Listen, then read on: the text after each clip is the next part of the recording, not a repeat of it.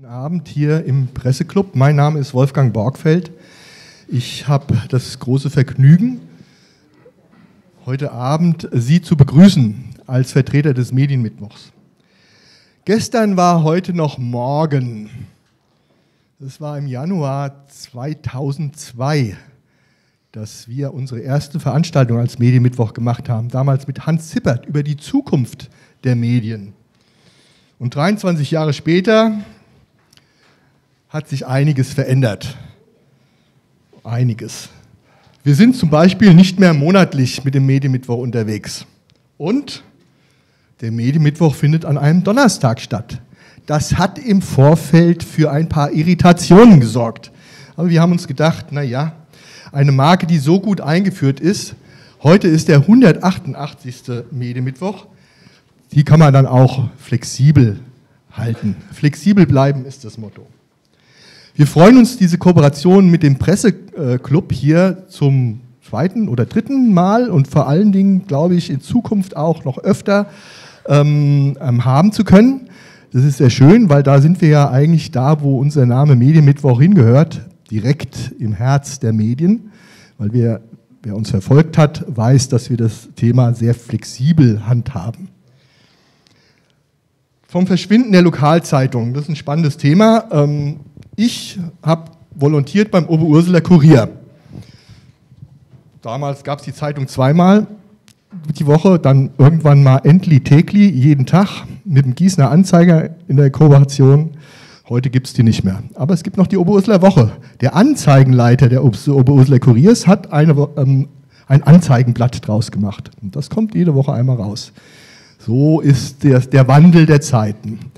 Ein Kollege, mit dem ich das damals gemacht habe, der ist heute hier und ich bin gespannt, was er nachher zu dieser Veranstaltung sagt. Ich darf mich hier an der Stelle beim Presseclub ganz herzlich bedanken, vor allen Dingen bei Petra Turski-Hartmann.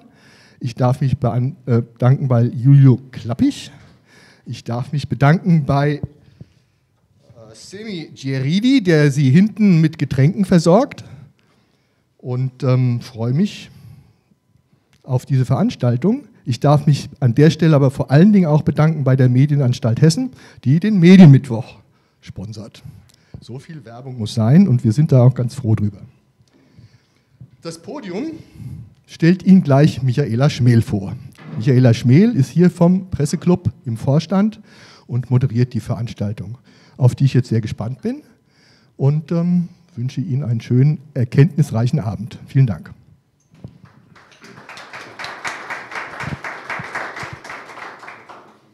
Ja, auch ich sage Dankeschön, Herr Borgfeld. Vielen Dank. Mikro wäre auch noch gut.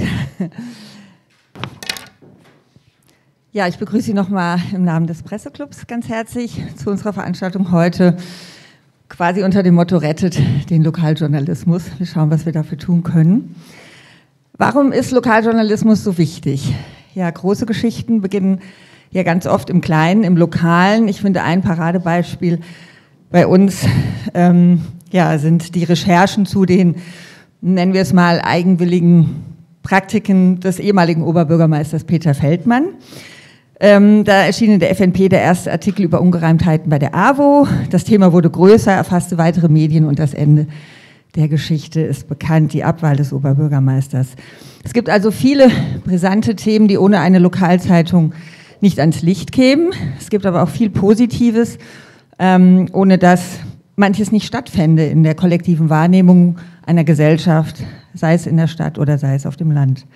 Lokalzeitungen sind essentiell aus meiner Sicht, ich bin auch eine gelernte Tageszeitungsredakteurin, für gesellschaftlichen Zusammenhalt, für Information, für politische Kontrolle, für Vielfalt, kurzum für Demokratieerhalt. Das haben wir schon vor 20 Jahren im DJV propagiert und darauf hingewiesen, wie gefährlich es sein kann, wenn das mal nicht mehr so ist. Genutzt hat es leider nicht so viel. Was wir erleben, ist, dass sich immer mehr große Verlage zusammenschließen, aus vor allem wirtschaftlichen Erwägungen auch, und wo nur noch dann eine Zeitung ist, wenn überhaupt noch eine Zeitung da ist, auch da erfahren wir heute Abend einiges drüber, da herrscht oft auch nur noch eine Meinung vor. Und wo gar keine mehr erscheint, dann ist die Gefahr groß, dass sich andere, auch populistische oder radikale Kräfte in diese Lücke vorwagen und sich dort umso prominenter positionieren. Es gab bisher kein systematisches Monitoring von der Verbreitung von Lokalzeitungen in Deutschland und daher haben Forscher und Forscherinnen der Hamburg Media School in Kooperation mit dem Netzwerk Recherche und Transparency International Deutschland untersucht, wie sich die Situation der Tageszeitungen seit der deutschen Wiedervereinigung verändert hat. Sie wollten untersuchen, ob tatsächlich Nachrichtenwüsten drohen, also Regionen ohne eine gänzlich erscheinende Lokalpresse.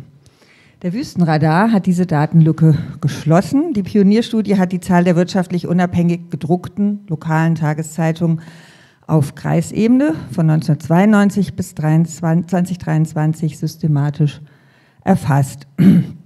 Und damit, so das Ziel der Studie, soll er eine sichere Grundlage bieten für eine medienpolitische Diskussion um die Zukunft des Lokaljournalismus. Also wie lassen sich Zeitungswüsten in Deutschland verhindern, Vielfalt fördern? Wir wollen mit unseren Gästen darüber diskutieren.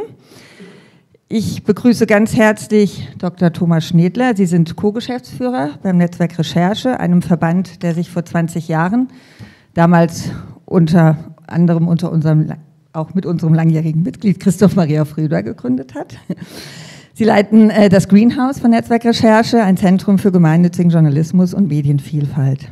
Sie haben Diplomjournalistik in Dortmund studiert, bei der HNA in Kassel volontiert.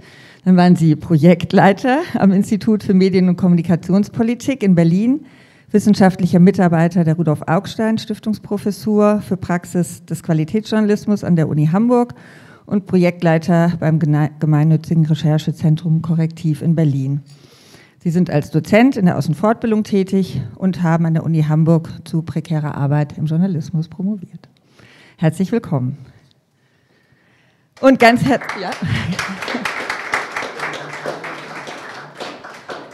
herzlich willkommen unseren zweiten Gast, Axel Christschek, Chefredakteur der HNA, der eben erwähnten Hessisch-Niedersächsischen Allgemeinen. Sie haben nach dem Studium der Soziologie und Politikwissenschaften erste journalistische Erfahrung beim Kasseler Extra-Tipp gesammelt. Im Anschluss waren Sie 6 Jahre lokalen Sportredakteur bei der Saarbrücker Zeitung. Dann haben Sie 2007 zur Ippen-Gruppe gewechselt, zunächst verschiedene Anzeigenzeitungen aufgebaut, wurden später Chefredakteur der Offenbach-Post und parallel Geschäftsführer beim Hanauer Anzeiger. Seit 2022 sind Sie nun Chefredakteur der Hessisch-Niedersächsischen Allgemeinen, also der HNA. Und einer Zeitung mit im Moment, wenn ich es richtig gelesen habe, rund 136.000 Exemplaren. So.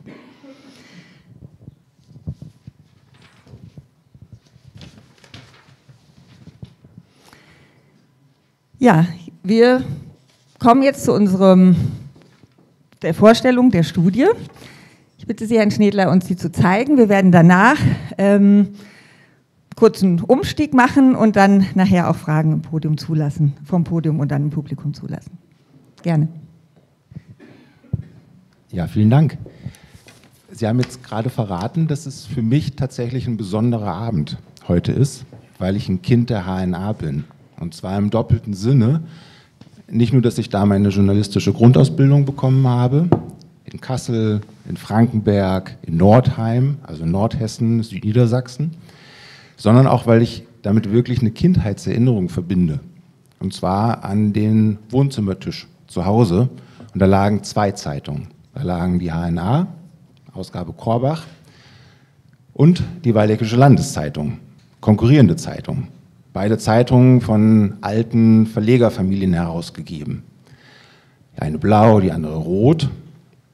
Und wenn wir ehrlich sind, diese Vielfalt, die meine Eltern auch sehr zu schätzen wussten, sie haben beide Zeitungen gelesen, beide Lokalzeitungen im Abo gehabt, verglichen, was hat die eine berichtet, was fehlt in der anderen, welche Fotos sind drin, welche Kulturveranstaltungen wurden besucht, welche Sportvereine haben sich gut geschlagen oder schlecht geschlagen. Diese Vielfalt ist leider perdu, die ist weg. Den Wettbewerb in der Form, den gibt es in Waldeck-Frankenberg nicht mehr und den gibt es auch an vielen anderen Stellen in Deutschland nicht mehr. Das wird oft beklagt, in Reden wird es erwähnt, aber man konnte tatsächlich lange Zeit das nicht mit Zahlen unterfüttern. Man konnte nicht sagen, wie hat sich denn eigentlich diese Lage, die Verbreitung der Tageszeitungen entwickelt. Und wir haben längere Zeit darüber nachgedacht, dass das eigentlich mal jemand anpacken müsste. Jemand müsste sich die Mühe machen, das zu zählen. Und es gab erstaunlicherweise auch bei den großen Verlegerverbänden zum Beispiel, wo man es erwarten würde, dass es da eine entsprechende Statistik gäbe, gab es das nicht. Und dann haben wir uns tatsächlich zusammengetan mit Forscherinnen und Forschern der Hamburg Media School, eine Einrichtung in Hamburg, wie der Name schon sagt, die wir für die Idee begeistern konnten. Die konnten sich wahrscheinlich deshalb begeistern, weil sie nicht wussten, was für eine enorme Mühe das machen würde, diesen Datensatz zusammenzustellen. Haben viele, viele Monate darin investiert, überhaupt erst einmal zu erfassen aus den unterschiedlichsten Quellen, wie hat sich das eigentlich entwickelt, angefangen 1992, Sie haben das gesagt, bis 2023. Gefördert wurde das von der Rudolf-Augstein-Stiftung. Das ist eine Stiftung, die hat eine große Nähe zum Journalismus, ist deshalb auch in der Journalismusförderung aktiv. Wir als Netzwerk Recherche und Transparency International Deutschland haben das Ganze begleitet. Ich hatte eine bestimmte Rolle, kann ich vielleicht später noch mehr zu erzählen. Ich habe nicht die akademische Erhebung gemacht. Das haben tatsächlich die Wissenschaftler und Wissenschaftlerinnen an der Hamburg Media School gemacht. Ich bin als so eine Art Oasenreporter dahin gefahren, wo ich vermutet habe, ich könnte ein paar positive Beispiele für die Entwicklung von Neuem, von der Entwicklung von mehr Medienvielfalt beobachten, habe daraus Reportagen gemacht, kleine Porträts der Medienmärkte vor Ort. Das zentrale Ziel war aber tatsächlich, 2 Fragen beantworten zu können, die ich hier auch aufgeschrieben habe, nämlich wie lässt sich eigentlich der Zeitungsrückgang in Deutschland auf Kreisebene messen? Es gibt ungefähr 400 Kreise und kreisfreie Städte. Das ist die Analyseeinheit. Und kann man bereits feststellen, dass der Rückgang der Zeitung, also dass wir das feststellen würden, das war offensichtlich, können wir bereits messen, dass das Folgen hat für das demokratische Gemeinwesen. Mit den beiden Fragen sind wir in diese Untersuchung gegangen, weil wir wussten, das ist das Erste aus der internationalen Literatur, dass das Folgen haben kann, auch für das Zusammenleben und für das demokratische Gemeinwesen. Wir kannten diese Erzählungen, diese Daten aber nur aus anderen Ländern, vor allem Forschung aus den USA, wo die Verwüstungen schon sehr viel weiter fortgeschritten sind, wo es Nachrichtenwüsten, diese sogenannten News Deserts, schon in großer Zahl gibt. Da haben sich auch die Forscher schon daran gemacht, zu untersuchen, wie geht es den Menschen, was wird überhaupt noch rezipiert, wie verändern sich dann eben auch die Kommunen, wenn solche Nachrichtenwüsten entstehen.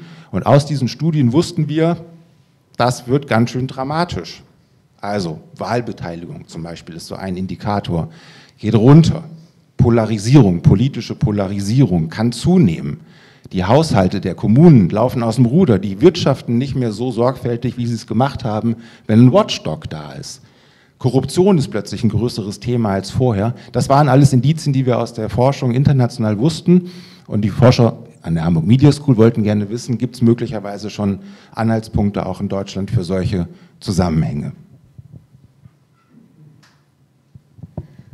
Ich habe einmal ein Foto mitgebracht, das ist nach der erfolgreichen Präsentation der Ergebnisse in Berlin, das haben wir im November 2024 gemacht, habe ich deshalb hier mitgebracht, damit Sie sehen, das bin jetzt nicht ich alleine gewesen und die akademischen Hauptpersonen sind auch auf diesem Foto zu sehen, Christian Wellbrock und Sabrina Maas, die eben diese wirklich enorme Fleißarbeit auf sich genommen haben, um den Datensatz zusammenzustellen und diese Analyse machen zu können.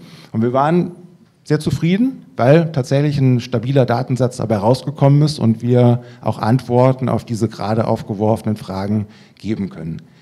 Wenn Sie das abscannen möchten, kommen Sie auf die Website. Es gibt eine Website zum Wüstenradar, da steht der wissenschaftliche Bericht, kann man genau nachgucken, auch wie methodisch vorgegangen wurde. Und da stehen auch die Reportagen, von denen ich gesprochen habe, die ich gemacht habe als Oasenreporter.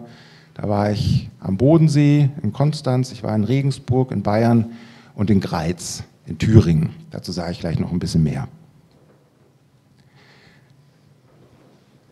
Diese Karte haben wir generiert aus dem Datensatz. Ich lasse das einfach mal laufen, es läuft immer wieder durch und Sie sehen, es gibt auf jeden Fall Veränderungen, die man beobachten kann in den Kreisen. Die meisten Veränderungen sieht man im Westen Deutschlands, da passiert irgendwie am meisten im Laufe der Jahre.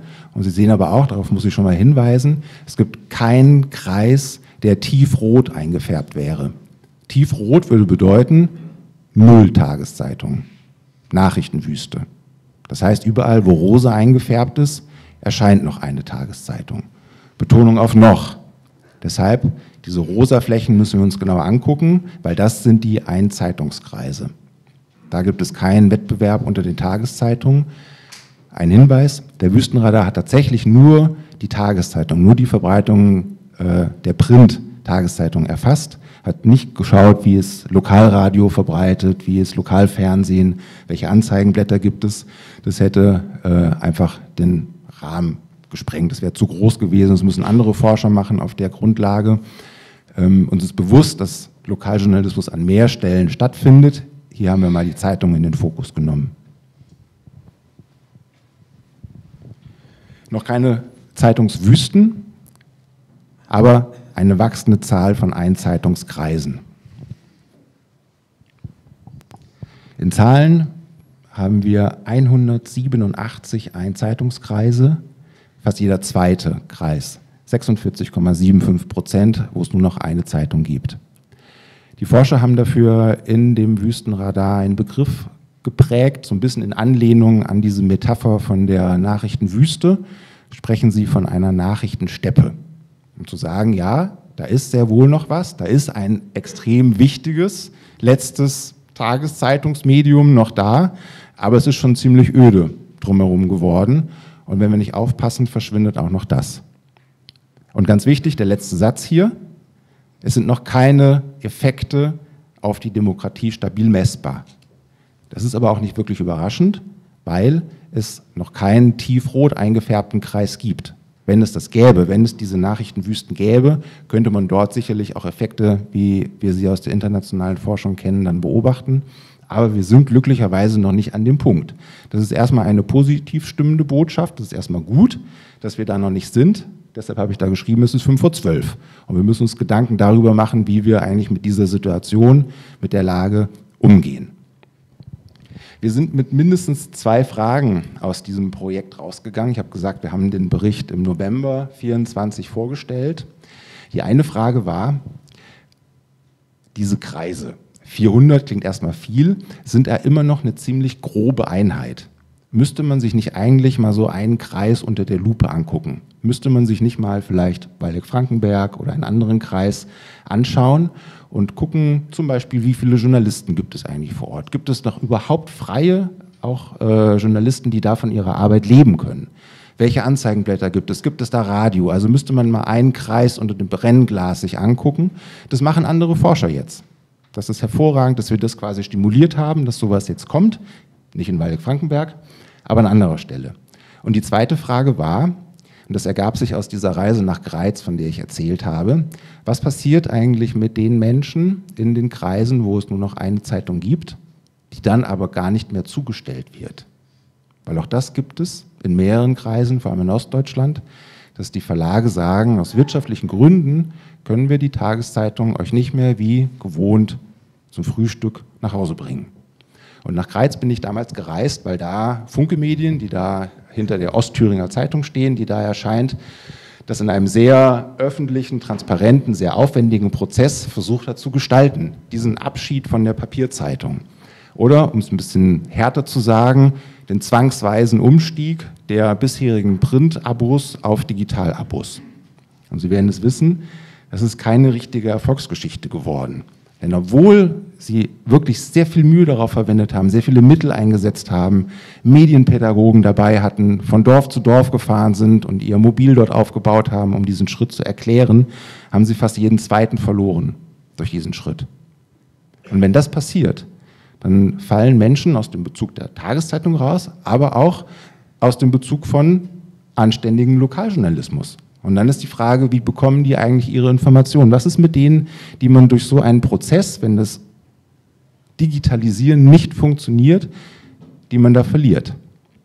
Deshalb haben wir ein Folgeprojekt begonnen, mit Unterstützung der Deutschen Postcode-Lotterie, in Greiz und genau in diesen Orten, wo die Ostthüringer Zeitung gesagt hat, da ist es für uns unwirtschaftlich, da stellen wir nicht mehr zu.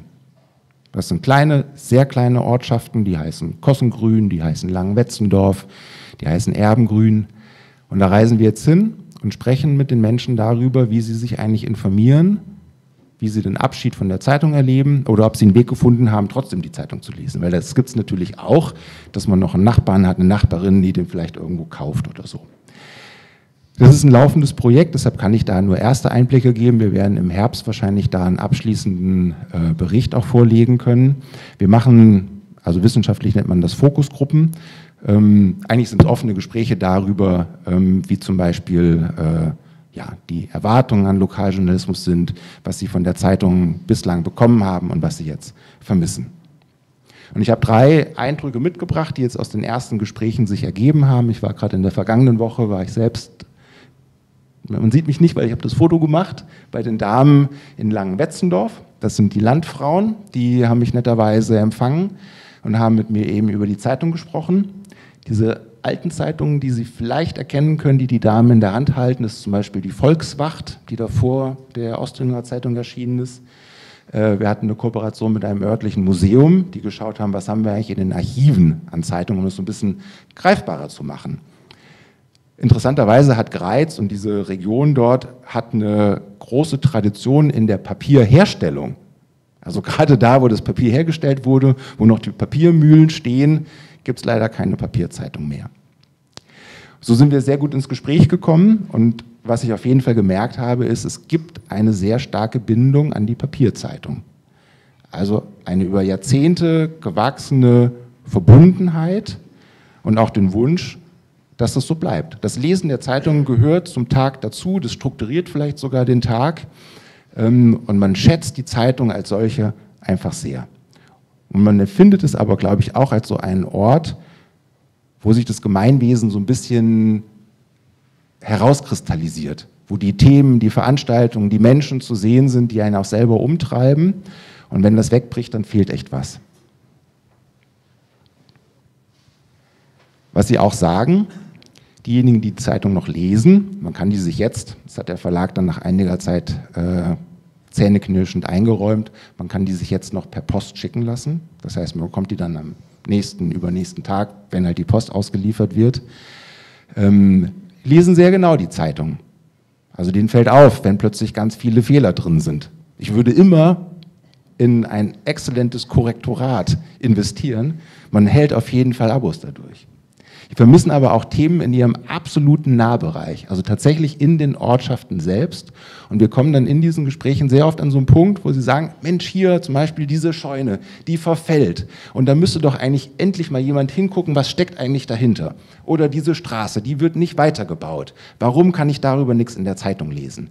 Das heißt, die haben schon so ein Gespür dafür, dass in ihrem direkten Umfeld eine ganze Menge passiert, was sich nicht widerspiegelt in der Zeitung. Auch das ist eine Realität, über die wir sprechen müssen, weil natürlich, werden wir sicherlich auch noch vertiefen, die Ressourcen einfach total knapp geworden sind. Es gibt in Greiz eine Lokalredaktion, die auch in die Dörfer fahren kann, im Prinzip, aber die Wege sind recht weit. Es gibt viele Seiten, die zu füllen sind und Sie wissen, welche Zwänge da vorherrschen. Und natürlich gibt es, sagen wir mal, Ersatzprodukte, die versuchen, in diese Lücke vorzustoßen. Also es gibt Amtsblätter, die vom Landratsamt oder vom Bürgermeister rausgegeben werden, die sich manchmal sogar Zeitung nennen, ein bisschen so aussehen wie eine Zeitung. Oder es gibt Anzeigenblätter, die auch so tun, als wären sie eine Zeitung. Und die stecken sie noch in die Briefkästen. Oder die liegt dann beim Bäcker, man kann die sich einfach mitnehmen. Es gibt Social Media, das ist jetzt für diejenigen, die wir getroffen haben bislang, das war ja die Generation Ü60, spielt das nicht so eine große Rolle. Die Anzeigenblätter sehr wohl, die spielen eine große Rolle und damit ist gerade dort in Thüringen auch eine große Gefahr verbunden, weil Sie werden das wissen, das ist immer schon mal berichtet worden. Es gibt etliche Anzeigenblätter, die dort in möglicherweise den falschen Händen sind, die auch rechtsextremes Gedankengut verbreiten. Es gibt in Gera das neue Gera von einem AfD-Politiker herausgegeben und es gibt Fans, die diese Anzeigenblätter mitnehmen und bei sich vor Ort verteilen. Auch das wird da halt in die Briefkästen gesteckt. Und ein letztes, weil ich gesagt habe, dass die Ostringer Zeitung so viel investiert hat in die Medienbildung und die Pädagogen dabei hatte, diese Angebote gemacht hat. Auch das war leider ein Versenker, muss man sagen. Es gab Gutscheine für Volkshochschulkurse, und kein einziger davon ist eingelöst worden. Das soll nicht heißen, dass von denen niemand Interesse daran hatte, wirklich zu lernen, wie ein Tablet funktioniert, wie eine Zeitung auf dem Smartphone gelesen werden kann oder so. Da gab es schon etliche, die das wirklich auch versucht haben. Aber dieses Angebot ist einfach nicht angekommen. Wir haben gelernt, dass die Volkshochschule, die da der Partner sein sollte, dass die zum Beispiel wahnsinnig schwer erreichbar ist, nicht barrierearm. Es ist so, als würde man hier in den 2. Stock durch das enge Treppenhaus gehen und man kann eigentlich kaum mehr laufen. Und an solchen, man kann nicht sagen Nebensächlichkeiten, an solchen praktischen Gegebenheiten scheitert dann letztlich die Versorgung mit vernünftigen Informationen. Das ist ein Thema. Was wir noch lernen werden, weil die nächsten Gespräche richten sich dann an die U60-Generation, also an die Jüngeren, welche Rolle möglicherweise Digitalmedien spielen. Bislang gibt es in der Region rund um Greiz, das ist eine relativ strukturschwache Region, ähnlich wie Nordhessen, gibt es kein wirklich tragfähiges digitales Medium, was konkurrieren könnte, was ein vollwertiges journalistisches Angebot machen könnte. Es gibt in Gera einen Gründer, der versucht, über einen lokaljournalistischen Newsletter tatsächlich ein neues Angebot aufzubauen, bislang als Einzelkämpfer und natürlich mit vielen Hürden zu kämpfen hat.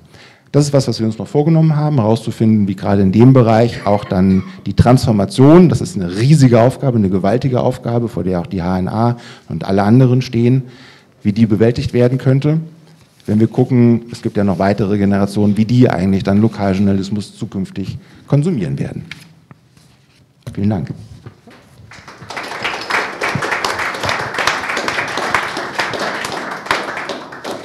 Ja, vielen Dank. Wir machen jetzt hier einen Cut, sowohl im praktischen Sinne, im inhaltlichen Sinne, als auch im räumlichen. Es wird danach weitergehen, da werden wir sehen, wie es praktisch bei Zeitungen wie der HNA, wie die mit den jetzt gewonnenen Erkenntnissen zum Beispiel umgehen. Wir haben uns aber auch nach Wunsch des Podiums entschieden, dass wir ab jetzt gleich diese Veranstaltung intern unter 3 fortführen. Das heißt, Sie können dann alle Fragen stellen, die Ihnen schon immer mal auf dem Herzen waren. Wir würden die Übertragung dann beenden, nicht aber, ohne auf unsere nächsten Veranstaltungen noch hinzuweisen. Und zwar am 5.6. ist die Mitgliederversammlung des Presseclubs. Laden wir alle Mitglieder sehr herzlich ein. Am 16.6. auch nur exklusiv für Mitglieder die Fortbildungsreise zu Arte nach Straßburg. Und am 4.7. ist der Jahresempfang vom Presseclub, diesmal mit dem Gast, dem Intendant der Frankfurter Oper, Bernd Löbe. Ich bedanke mich an dieser Stelle für alle, die zugeschaltet waren, und wir machen jetzt hier nach einer kleinen Umbaupause weiter. Dankeschön.